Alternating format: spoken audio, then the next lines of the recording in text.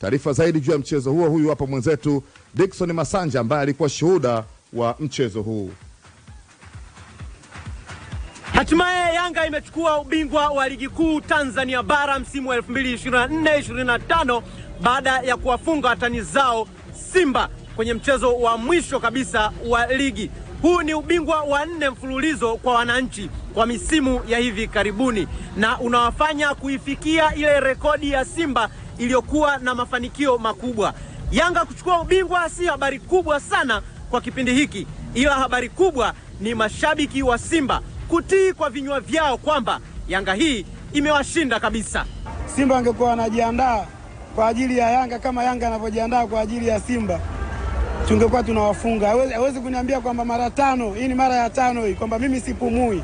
Na ukitaka kuniamini hilo hapo, kama kuna kiongozi wa Simba na uwezo akawachukua wachezaji wa Yanga wote kama walivyo, tubadilishane wachezaji, tubadilishane zile jezi zile, niwape hii ya kwangu nyekundu na wao tupewe zile za kijani, kama si Yanga bado wanatufunga. Yaani unamaanisha Simba wapewe jezi za Yanga, wachezaji wa Simba wavae jezi za Yanga, wachezaji wa Yanga wavae jezi za Simba. Bado Simba atafungwa. Bado Simba atafungwa. Yaani bado atafungwa. Unamaanisha nini?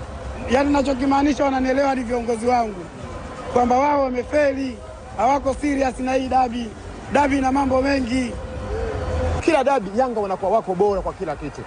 Wachezaji wa Yanga wanakuwa wako bora kwa kile, yani wanakilia makosa na wako serious kwamba tunakwenda kucheza dabi. Nadhani kuna elimu ijengwe ndani wachezaji wa Simba ambao wanakwenda kusajiliwa kwenye msimu unaokuja kwamba hii ni dabi, tunakwenda kujitoa kwa hali na mali kama ambavyo tunajitoa kwenye mechi nyingine.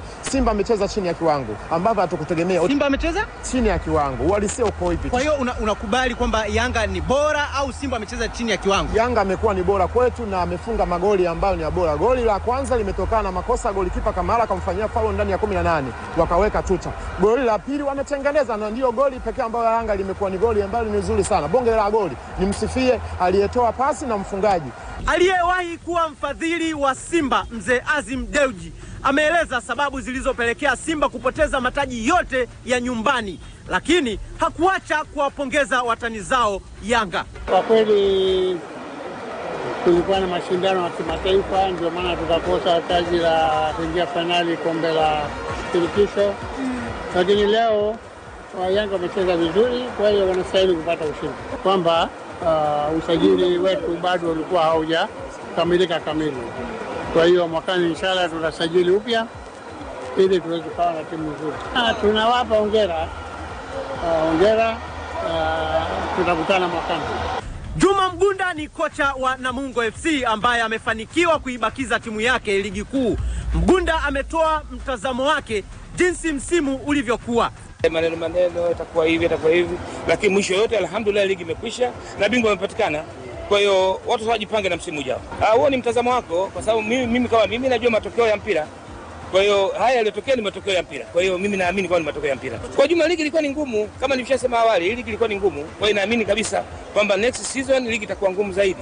Kwa hiyo watu sasa hivi wanakwenda kwa ajili ya maandalizi kuhakikisha kwamba ligi inayokuja inazidi kuwa nzuri zaidi. Ligi ilikuwa ni nzuri yenye ushindani, na naamini mwakani itakuwa nzuri zaidi na ushindani zaidi. Inawezekana ndivyo hivyo, lakini mimi naamini kwamba waamuzi pia bora Tanzania wapo.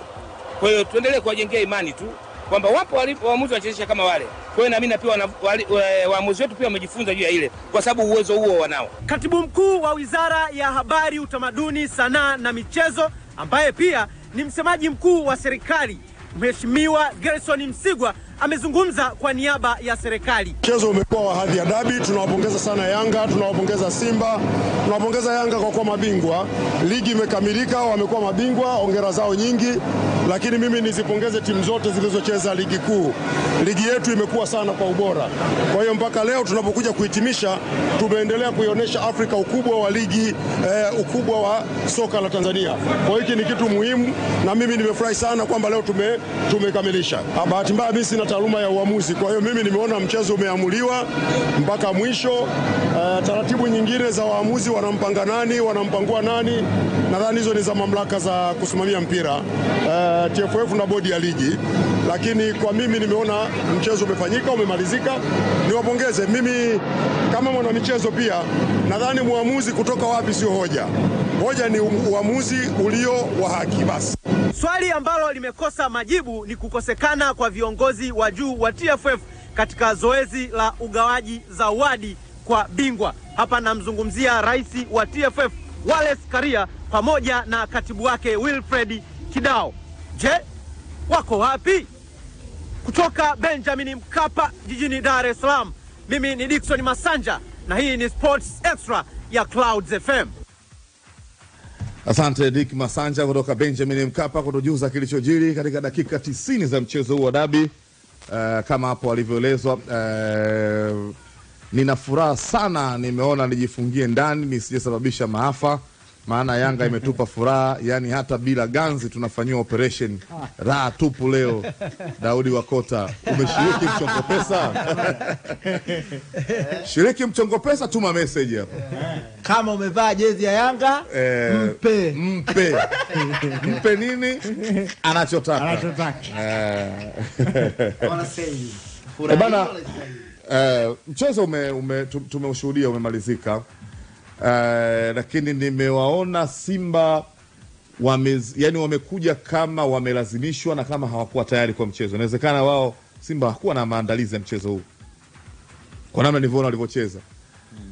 Hawakuja, nilitegemea wangekuja kama walivyokuja mechi ya mwanzo, dabi ya mwanzo ambao walifungwa goli moja. Walitaka. Ile mechi inaonekana waliitaka. This time wamekuja wako down, hawana ari, wanacheza kama wakamilisha dakika 90. Yanga waliushika mchezo. Ingetokea matokeo vinginevyo tungesema Yanga walishindwa wenyewe. Mimi nadhani siwezi kuiondolea credit Yanga kwa namna ambavyo waliuendea mchezo. Inawezekana ndio sababu inofanya Simba waonekane kwa namna hiyo. Kwa nini? Kwa namna ambavyo pia Yanga walijaribu mwalimu kuchagua kikosi chake. Ukiangalia eneo la katikati ya kiwanja, mwalimu aliweka viungo wengi wenye tabia zote mbili ambazo wana uwezo wa kujilinda na wana uwezo wa kushambulia. Ukiangalia katikati alikuwepo Mudathiri, alikuwepo Aucho, lakini na Duke. Huwezi kumwacha Maxi, huwezi kumwacha Pacome.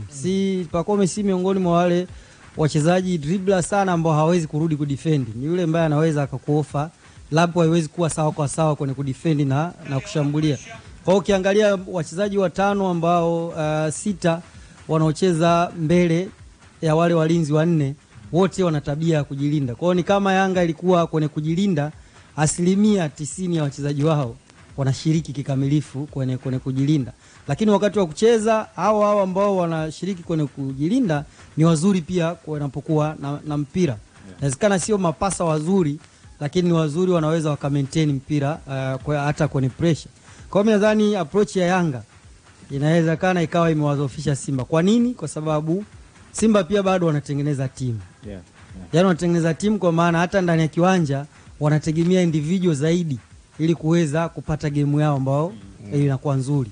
Mfano ukikamata Mpanzu, no space ya kurani, no space ya kudribble, tayari Simba umepunguzia eneo kubwa sana la kucheza. Kwanza kwa sababu pia wao hawatengenezi hizo nyakati za kumfikia mara kwa mara. Unaweza kuona inapita dakika 7-8 Mpanzu hajagusa mpira. Na ndio ambaye mchezaji anategemewa kuweza kuwasaidia kwenda mbele. Lakini leo ilikuwa no Kibu ambaye pia ndio kwenye individual zake huwa ana drive walau mita 30-25 kuweza kwenda mbele. Ni pressure nzuri pia. Na wakati timu haina mpira ni mtu ambaye anaweza kuweka pressure na timu ikapata. Kwa hiyo nadhani Yanga kuachilia mbali kile ambacho kimetokea leo, lakini bado walikuwa ni superior kwa Simba kwa msimu huu kulinganisha na historia ya timu na wachezaji. Simba kama unavyoona kiuchezaji ni wana wachezaji ambao wana namba nzuri kwa mtu mmoja mmoja. Lakini kama timu umri wake ni mdogo sana kuweza kuendea matukio mengine. Tukiweza kuvuta kumbukumbu mechi ambazo Simba wamekutana na timu inaowapa daraja la juu la ushindani, ni mara ngapi tumekuwa tukijadili wametoka bila hata shot on target kwenye ushindani huo. Kwa hiyo ushindani wa leo waliokutana nao ndio ule ambao tuliwajadili wakikutana na Berkane, walikutana nao away. Ndio ule ambao tuliwajadili walikwenda na Stellenbosch away. Ndio daraja ambalo wamekutana nalo. Kwa hiyo mimi sioni kama Simba wakujiandaa kucheza mechi. Nachokiona ni kuwapa pongezi Yanga kwa kile ambacho wamekifanya kwenye mchezo wa leo. Na wakati mwingine waungwana katika michezo sio tu ndani ya uwanja, hata nje ya uwanja. Kauli ya Fadlu inasakafia ambacho amesema Kiemba kwamba amewapongeza Yanga lakini anasema Yanga wana wachezaji kwa mechi kubwa kama ya leo. Kwa mchezaji mmoja mmoja. Ukiacha tu timu kuwa na muunganiko, lakini wana wachezaji wa mechi kubwa ya leo. Kwamba hawana pressure. Wanajua ni wakati gani wanaweza wakatekeleza mipango ya mwalimu, wakati gani wakakuacha wewe ukafanya mipango yako, lakini wakiwa na experience ya namna ambavyo wanaweza wakakuangamiza wapi kwa kuangalia namna ambavyo wanaitaka mechi. Lakini pia kitu kwa kuongezea kwenye kile ambacho amekisema vizuri Kiemba and of course Edgar, najaribu kuwaza pia katika eneo la kisaikolojia ni kama ilikuwa kinyume na kile ambacho Simba walitarajia kwenye mchezo pia, kwa sababu tunakumbuka kama mtaungana na mimi kwa dakika kama 15 za kwanza Simba alikuwa kama team better team kiwanjani, naweza kusema kwa namna ambavyo walikuwa wana construct vitu kuanzia kwenye eneo la kwanza kulifikia eneo la mwisho, na katika kipindi hichi pengine Simba wangepata bao maybe ungekuwa mchezo tofauti sana. Lakini hakikuwa ni kipindi ambacho kilizaa matunda. And then kuanzia dakika 25 kufika dakika 35 ikawa ni all Young Africans kwenye kutengeneza nafasi, kwenye kumiliki kila kitu. Yanga walikuwa ni better team. Baada ya pale Simba wakawa wanajaribu kupush kurejea, lakini haikuwa hivyo upande wao. And then second half inakuja, wanajaribu kupush na kujaribu kuipata game. Dakika 67 penalty inapatikana.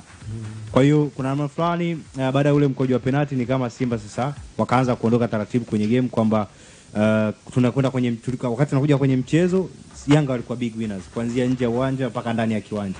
Tunakuja kwenye game tumejaribu kupush, mambo hayajatokea. Dakika 67 penalty. Ikawa ni game, ikawa ni kama sema ambapo shughuli ilishia pale Mayopino, na kwa upande wao hawakuweza kurejea tena kwenye mchezo kuweza kucompete katika level ambayo ni sawia. And then inakuja swala sasa la brilliance, sababu ambazo Yanga walizifanya kuleta wachezaji kiwanjani na sababu ambazo Simba walizifanya kuleta wachezaji kiwanjani. Uliona kabisa kwamba Yanga walienda kuongeza nguvu. Kwa mfano mtu kama Mzize, yeye tu kurejea kuwepo kiwanjani, kuna vitu alivifanya ambavyo unaweza kusema vikawa positive na kuwadhuru Simba kuliko ambavyo mabadiliko ya Simba alifanyika. Awesu aliingia, yes, lakini hauoni ile quality ambayo pengine Young Africans walienda kuongezewa na mabadiliko yao. Kwa hiyo ile concept ya ubora ambayo hata of course Fadlu ameikiri kama alivyogusia hapa Edgar, inasiriba kwamba Young Africans wamedeserve walichokipata leo hii, na Simba Sports wana kazi ya kujenga timu sasa. Maana msimu wa 4 mfululizo. Na mimi nichukua nafasi hii pia kusema kwamba daraja la ubora la Yanga na Simba kwa sasa ni ardhi na mbingu. Kuna upishano mkubwa sana. Upishano ni mkubwa mno. Ni ardhi na mbingu. Dabi ya kufungwa mechi 5 mfululizo, tafsiri yake ni kwamba mshindani wako kakuzidi mbali. Lazima ukiri hilo. Anajipigia tu kama ngoma. Mara 5 mfululizo. Sio tu mara 5 mfululizo, katika hizo mara 5 anachukua mbele yako ubingwa mara 4 mfululizo. Daraja ni ardhi na mbingu, na ndio maana leo hakuna kati yetu hapa na doubt ubora kocha Yanga. Sahihi. Kuna shabiki mmoja wa Simba alitamka hadharani kabisa, anasema kabisa na mnukuu, sisi Simba sasa hivi hatutakiwi kubishana na Yanga. Sahihi kabisa. Tuache Yanga waongee mno. Hawezi mpinzani wako akakupiga dabi mara 5 mfululizo.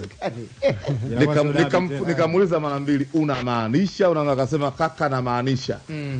Mimi nikutana na shabiki wa Yanga sibishani naye, namuacha ana uhuru aongee. Na katika hilo labda inawezekana kama mjadala kwamba kwa nini tunawapa ukubwa huo Yanga. Kwa sababu pia tuiangalie future, labda misimu miwili inayokuja. Tunaiona Simba ikija kumuondoa Yanga huyu. Foundation zipo kama watachagua kuzitumia vizuri. Foundation hii. Yaani katika mazingira ambayo inawezekana hiyo kwamba Kimba sema wanajenga timu. Hatujui msimu ujao watakuja na maingizo yapi, ambayo mimi sitegemei kwamba Simba wataanza moja. Maana inawezekana ikawavuruga hii, ikaleta tafrani kwa uongozi wa Simba. Kwamba katika kujitathmini kasema ondoa wote wale. Tuanze upya. Na hiyo kama yani naona dominance ya Yanga kama Simba kauli yao silikuwa wanajenga timu. Kwa hiyo sasa ujenzi ndio unavunja tena. Uko ujengaji timu of course. Hauvunji, unaanzia pale ulipo. Unaongeza quality. Lakini tosha kusema kwamba na waona binafsi Yanga chini ya viongozi hao vijana washindani ambao niwaongezee nyingine wanataka sifa. Yaani ukiangalia lugha ya picha ya viongozi wa Yanga wanataka sifa na kuiua Kariakoo dabi.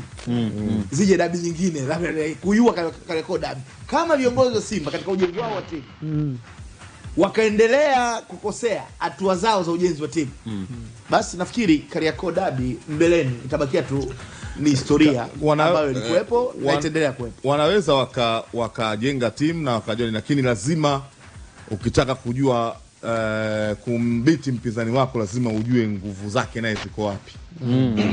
Simba